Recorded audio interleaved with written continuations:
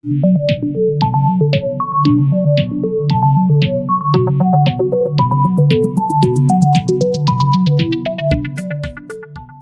Students, concepts of physics में आपका स्वागत है। और आज हम लोग फिजिक्स में देखेंगे रिफ्रैक्शन ऑफ लाइट। रिफ्लेक्शन हम लोग पूरा कर चुके हैं पहले,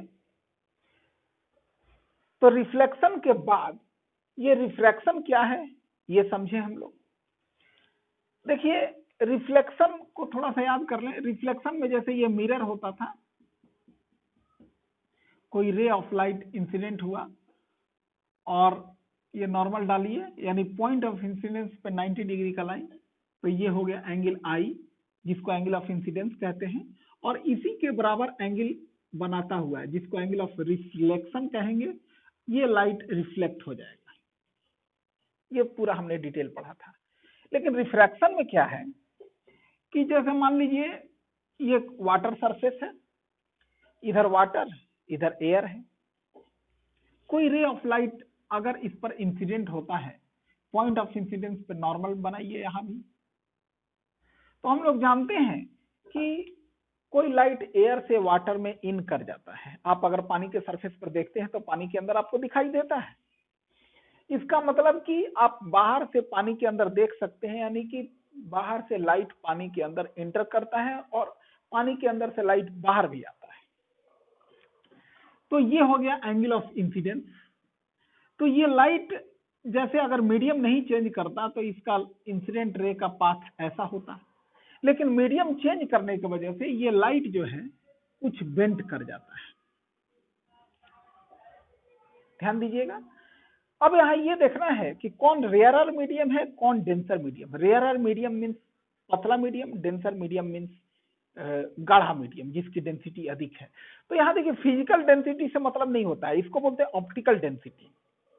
हम लोग ये मानते हैं कि जो मीडियम ऑप्टिकली डेंस है, उसमें अगर लाइट वैसे मीडियम से इंटर करता है जो ऑप्टिकली रेयरर है, तो लाइट जो है इंसिडेंट करने के बाद जब मीडियम में इंटर करेगा यानी रिफ्रैक्ट करेगा, तो वो टुवर्ड्स नॉर्मल बेंट कर जाता है। ये देखिए, ये रे जो जा रहा था इसका पाथ थोड़ा इधर बेंट हो गया है, यानी नॉर्मल की ओर बेंट हो गया है।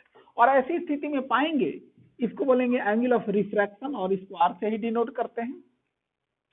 तो यहां पाएंगे कि एंगल ऑफ इंसिडेंस बड़ा रहेगा और एंगल ऑफ रिफ्रैक्शन छोटा हो जाएगा। और अगर ऐसा हो, जैसे मान लीजिए कि ऊपर ग्लास है और नीचे एयर है, और कोई रे ऑफ लाइट ग्लास से एयर में इंटर करता है, ये देखिए इंसिडेंट हुआ, पॉइंट ऑफ इंसिडेंस पे आप नॉर्मल बनाए, तो ये इंसिडेंट रे का पाथ है सीधा।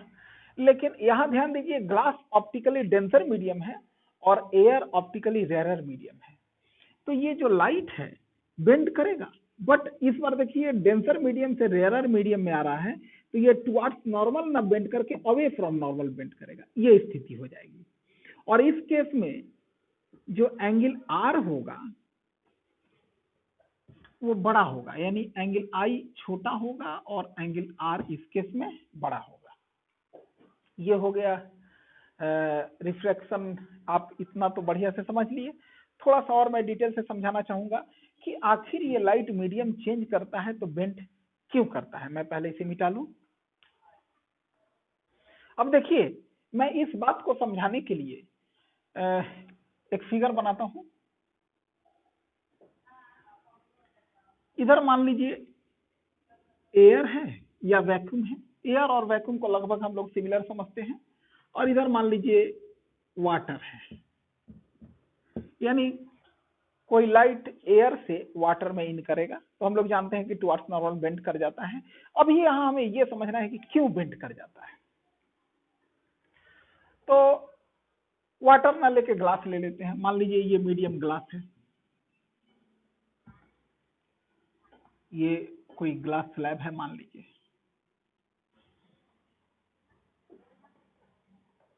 मोटा ग्लास स्लैब है, और इधर एयर है। तो इसके लिए हम लोग एक पर लाइट रे नहीं बल्कि एक लाइट का बीम पास कराएंगे। तो पहले एक बात जान ले, लाइट का स्पीड जो है मीडियम टू मीडियम डिफर करता है। लाइट का स्पीड सबसे ज्यादा वैक्यूम में होता है। वैक्यूम में लाइट के स्पीड को c से डिनोट करते हैं और वो होता है 3 × 10⁸ मीटर पर सेकेंड। और जब लाइट जैसे जैसे ऑप्टिकली डेंसर मीडियम में एंटर करता है उसकी स्पीड उतनी ही कम हो जाती है। जैसे सबसे ज्यादा ऑप्टिकली रेयरर मीडियम कहलाते हैं वैक्यूम, तो speed of light in vacuum सबसे अधिक होगा। इससे कम स्पीड होगा speed of light in water, इससे भी कम स्पीड होगा speed of light in glass. इसका मतलब ये हुआ लाइट का स्पीड सबसे ज्यादा वैक्यूम में है, यानी वैक्यूम को हम लोग कहेंगे कि ऑप्टिकली रेयरेस्ट मीडियम है। इससे डेंसर मीडियम है वाटर, उससे भी डेंसर मीडियम है ग्लास। यहां बीच में एक और ला सकते हैं, वेलोसिटी इन एयर, फिर वेलोसिटी इन वाटर, फिर वेलोसिटी इन ग्लास। यानी सबसे रेयरेस्ट मीडियम है ऑप्टिकली रेयरेस्ट वैक्यूम, तो उसमें लाइट की स्पीड सबसे अधिक, उससे कम एयर में, उससे भी कम वाटर में, उससे भी कम ग्लास में। और देखा जाए तो दुनिया का सबसे ज्यादा ऑप्टिकली डेंसर मीडियम होता है डायमंड, तो velocity of light in diamond सबसे कम होगा। तो ये बात आप बढ़िया से समझ गए कि लाइट का speed medium to medium differ करता है और सबसे ज्यादा लाइट का स्पीड रहता है ऑप्टिकली रेयरर मीडियम में। और यहाँ ये भी आप समझ गए कि सबसे ज्यादा ऑप्टिकली रेयरर मीडियम वैक्यूम है और सबसे ज्यादा ऑप्टिकली डेंसर मीडियम डायमंड है, इसलिए डायमंड में लाइट का स्पीड सबसे कम। ये चीज देखिए, लाइट का स्पीड इन वैक्यूम और लाइट का स्पीड इन एयर, इसमें बहुत जरा सा का फर्क होता है, तो इसको हम लोग अप्रोक्सीमेटली इक्वल मान लेते हैं और लगभग एक ही मीडियम जैसा हम लोग ट्रीट करते हैं। एयर और वैक्यूम में दोनों में लाइट का स्पीड 3 × 10⁸ मान लेते हैं। लाइट का स्पीड ग्लास में होता है 2 × 10⁸ मीटर पर सेकेंड। यानी आपने देखा कि लाइट का स्पीड वैक्यूम या एयर में 3 × 10⁸ मीटर पर सेकेंड और ग्लास में होता है 2 × 10⁸ मीटर पर सेकेंड, यानी ग्लास में स्पीड कम हो गया। अब आगे हम लोग देखें, थोड़ा सा समझें। अब देखिए, मैं आपको ये समझाने जा रहा हूं कि लाइट मीडियम चेंज करता है तो आखिर बेंड क्यों कर जाता है। यहाँ आप क्लियर समझ जाएंगे कि डेंसर मीडियम में क्यू टुवर्ड्स नॉर्मल और रेयरर मीडियम में क्यू अवे फ्रॉम नॉर्मल। जैसे मान लीजिए ये कोई बीम ऑफ लाइट इंसिडेंट किया,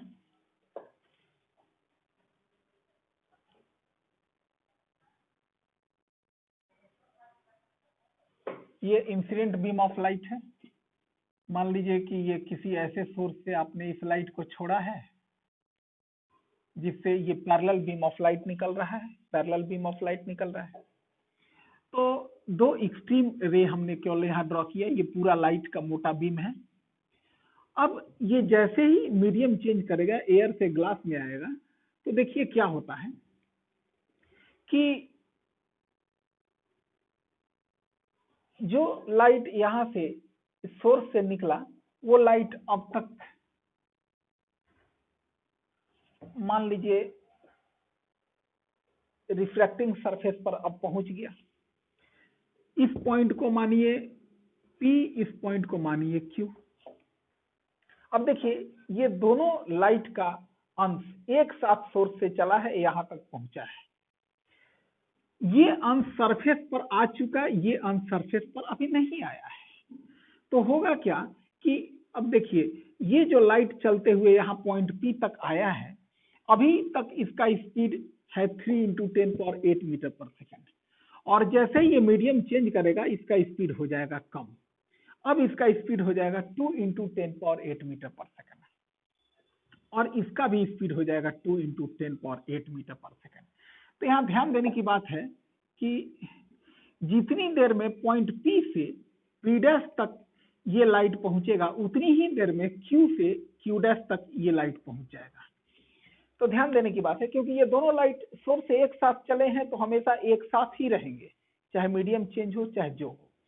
अब देखिए सोर्स ये सरफेस तक पहुंचते पहुंचते तक में पॉइंट पी वाले लाइट की स्पीड कम हो गई है, वो टी टाइम में ही इतनी छोटी दूरी तय किया, और पॉइंट क्यू वाला लाइट चूंकि अभी एयर में ही है तो इसका स्पीड अभी ज्यादा है, टी टाइम में ही ये ज्यादा दूरी तय कर लिया।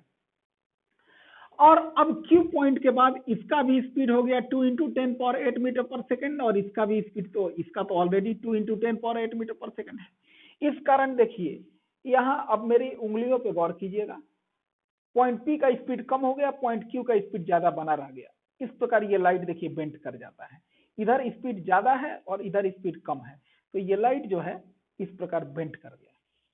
और इसके अपोजिट अगर डेंसर मीडियम से रेयर मीडियम में है तो वो फिगर मैं साइड में बना के दिखाता हूं।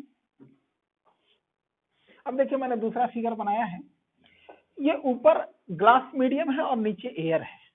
ग्लास मीडियम से किसी सोर्स से लाइट छोड़ा गया और ये लाइट अब उस सरफेस पे पहुंचा जहां से अब मीडियम हो जाएगा एयर। तो ग्लास में लाइट का स्पीड कम रहता है। अब देखिए ये लाइट एक साथ चले हैं और जब पॉइंट पी और पॉइंट क्यू ये दोनों पॉइंट सोर्स से एक साथ ही चले हैं तो हमेशा एक साथ ही रहेंगे। अब देखिए पॉइंट पी जो है ग्लास से एयर में इंटर कर रहा है तो इसका स्पीड अब ज्यादा हो जाना है। तो स्पीड ज्यादा हो जाना है, थोड़ा सा इस फिगर में मैं चेंजिंग करूंगा तो आपको ज्यादा क्लियर समझ में आएगा। अब देखिए ये किसी ग्लास में किसी सोर्स के द्वारा ये लाइट बीम निकला, पैरेलल बीम, और अब ये सरफेस पे पहुंच गया जहां से अब मीडियम एयर हो जाना है। तो ऐसे तो आप जानते हैं कि एयर में जब लाइट इंटर करता है ग्लास से तो अवे फ्रॉम नॉर्मल हो जाता है। कैसे होता है वो समझें। मान लीजिए ये पॉइंट पी है और ये पॉइंट क्यू है। पी क्यू पॉइंट वाले लाइट एक साथ सोर्स से चले हैं, हमेशा एक साथ ही रहेंगे। अब देखिए पॉइंट पी जो है अब उस सरफेस पे पहुंच गया जहां जिसके बाद अब मीडियम चेंज हो जाना है, एयर हो जाना है, तो इसका स्पीड बढ़ जाएगा। और पॉइंट क्यू को अभी इतना दूरी ट्रेवल करना है ग्लास में ही, तो इसका स्पीड कम रहेगा। तो इसके वजह से देखिए क्या होता है, पी क्यू एक साथ सोर्स से चले, पॉइंट पी का स्पीड बढ़ गया और क्यू का स्पीड कम ही रह गया। तो ये देखिए ऐसे बेंट कर गया है, यानी पी का स्पीड बढ़ चुका है। तो इस प्रकार अब हम देखेंगे यहाँ, तो एक लाइट रे जब मीडियम चेंज करता है क्यू पहुंच गया देखिए क्यू डैश पर, यानी अब यहाँ देखेंगे पी पहुंच गया पी डैश पर, यानी जितनी देर में पॉइंट पी पहुंचा पी डैश पर उतनी देर में क्यू पहुंचा है क्यू डैश पर। यानी क्यू लाइट का स्पीड कम है क्योंकि ये ट्रेवल कर रहा है ग्लास में, और पी लाइट का स्पीड ज्यादा है क्योंकि अब ये ट्रेवल करने लगा है एयर में। तो इस प्रकार ये लाइट बेंड कर गया अवे फ्रॉम नॉर्मल। इतना मैंने आपको कंसेप्ट दे दिया क्योंकि बच्चे बहुत जिज्ञासु होते हैं, उन्हें जानने की, हर बात जानने की तमन्ना होती है कि आखिर ऐसा क्यों होता है। हालांकि इस चीज को डिटेल से आप पढ़ेंगे 12th में, लेकिन इतना मैंने आपको बस विशेष जानकारी के लिए, ताकि आप ऑप्टिक्स का, लाइट का, रिफ्रैक्शन का क्लियर कंसेप्ट आपको हो जाए, उसके लिए मैंने बता दिया है। अब थोड़ा सा मैं आपको लॉज ऑफ रिफ्रैक्शन लिखाऊंगा और उसके बाद आज का क्लास समाप्त हो जाएगा। अब देखिए सबसे पहले ये फिगर समझ लें, ये इंसिडेंट रे है, ये रिफ्रैक्टेड रे है, angle of incidence, angle of refraction, और xy is the surface separating two media air and water, और ये नॉर्मल बना देंगे। उसके बाद हम लोग डेफिनेशन समझ लें सबसे पहले कि रिफ्रैक्शन का डेफिनेशन क्या होता है। The change in direction of light when it passes from one medium to another obliquely is called refraction of light. उसके बाद ये फिगर बना लेंगे और फिगर बनाने के बाद लिखेंगे लॉज ऑफ रिफ्रैक्शन। तो दो लॉ हैं, जैसे कि रिफ्लेक्शन के भी दो लॉज होते थे, तो रिफ्रैक्शन के भी दो लॉ हैं। पहला, the incident ray, the refracted ray and the normal at the point of incidence all lie in the same plane. यानी इंसिडेंट रे, रिफ्लेक्टेड रे और नॉर्मल सभी एक ही प्लेन पर है, जैसे आप यहां देख रहे हैं बोर्ड के प्लेन पर है। दूसरा, the ratio of sine of angle of incidence to the sine of angle of refraction is constant for a given pair of media। यानी कि sin I upon sin R, यानी sine of angle of incidence और sine of angle of refraction का जो ratio है वो एक constant होता है। इस कांस्टेंट को बोलते हैं refractive index for a given pair of media. उसके बाद also sine i upon sine r is equal to c by v, यानी कि ये सी हो गया velocity of light in air और वैक्यूम और वी हो गया velocity of light in water. इसको बढ़िया से देख लें, इतना नोट कर लें, कल हम लोग इसके आगे पढ़ेंगे। धन्यवाद।